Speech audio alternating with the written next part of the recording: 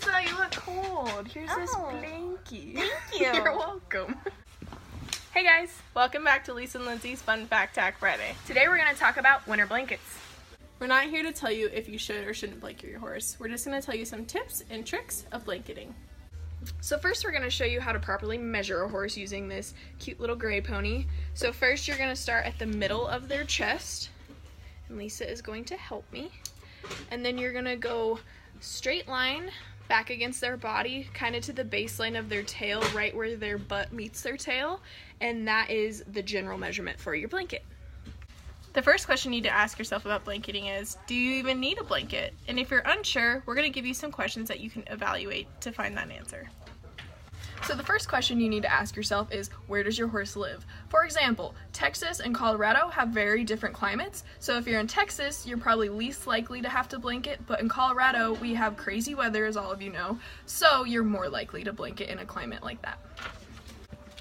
Second question is your horse clipped? A lot of show barns or horses that are exercised a lot through the winter, their owners decide to clip, and if you do clip, the horse has no natural hair growth, so you would need a blanket.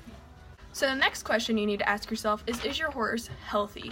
Meaning, are they older? Because if they're older, sometimes they have a harder time keeping warm in the winter. Or do they have poor body condition? Are they a little underweight? Those things can also affect them being able to keep warm in cold weather conditions.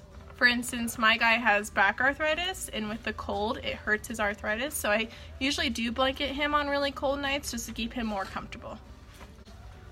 Another likely factor is precipitation. Is it humid where you live? For instance, the Northeast, when they have cold weather, their cold weather is going to feel colder than it would here in Colorado based on that humidity. So blanket based on how it feels outside.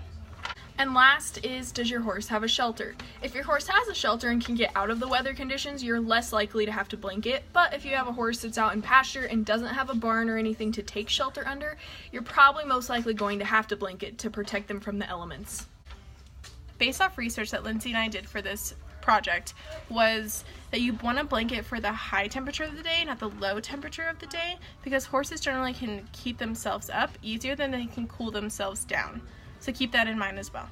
Horses naturally fluff their hair. That's why they get so fluffy in the wintertime, is because they're creating a barrier to keep them warm. If you blanket too soon, that blanket pushes that hair down and it can cause problems with them regrowing that hair. Also, if it does get too warm, you want to make sure that you take that horse's blanket off, because if they get hot and sweaty under that blanket and then the temperature drops again, it can make them sick. Next, we're going to talk about the actual blankets and what the fill means in a blanket and what the denier means in a blanket. So fill of a blanket is the thickness and how warm the blanket will be. There's a bunch of different variations. We have this cool chart that tells you the different types of fill and the degrees that each one works for. I'm going to insert a picture of it in after this so you guys can read it a little better, but I'm going to kind of go through it.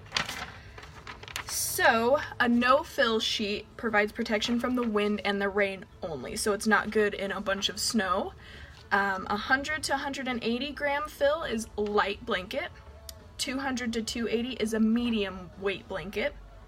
300 to 380 is a heavyweight blanket, and then 400 is an extra heavy blanket.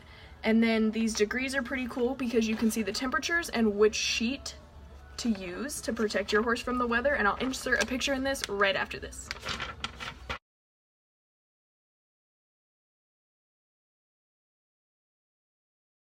The second thing on a blanket tag that you're going to look for is the denier. The denier is how tightly woven the outside is and how strong it is to impact if a horse is biting at it or if it gets caught in a fence, and the longevity it will have. It ranges between 210 to 2100. The least number, like the lower number, like 210, would be the less denier, and that one would be more suitable for like inside a barn or inside a stall.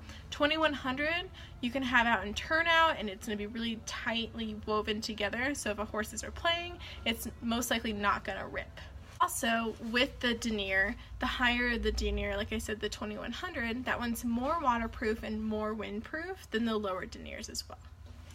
So we're going to show you some of the blankets we carry here at the store. For instance, this is a Tough One blanket. This one's only a 600D, so it's not very strong on the outside, but it is still a turnout blanket, so it is waterproof and water resistant and wind resistant. However, the fill is only 250, so it's still on the low side, so it will give you some warmth, but it's not very heavy. Alrighty, so the next one we have is another one from Tough One. It's a turnout blanket.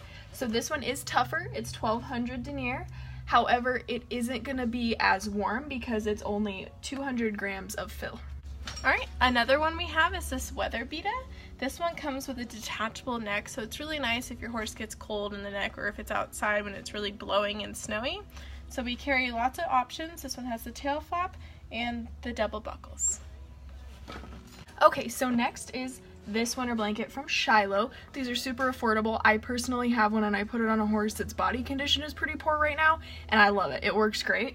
So it is a 1200 denier, so pretty strong, and then it is a 300 gram filler, so that is a heavyweight blanket.